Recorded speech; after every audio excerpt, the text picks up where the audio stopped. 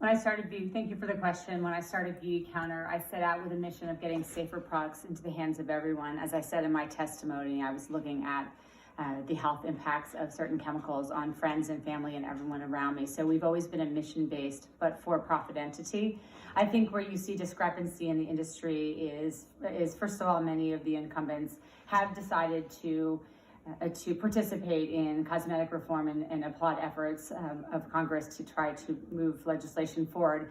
I do think it is complicated with existing manufacturing processes, the lack of consistency in terms of safety standards, holding their contract manufacturing partners accountable for certain sets of standards to allow them to uphold their brand promise to the consumer, and of course the requirements of the capital markets and the desire of stakeholders and shareholders to be constantly rewarded for the investments that they make. But we've been able to prove at Beautycounter is that you can create a company that can be very successful financially while simultaneously doing the right things. And I think the future of commerce in this country needs to look under that guise of how do we do things that are both good for the consumer and also good for business. And I do think many of the larger companies are coming around to this issue, but it does take time.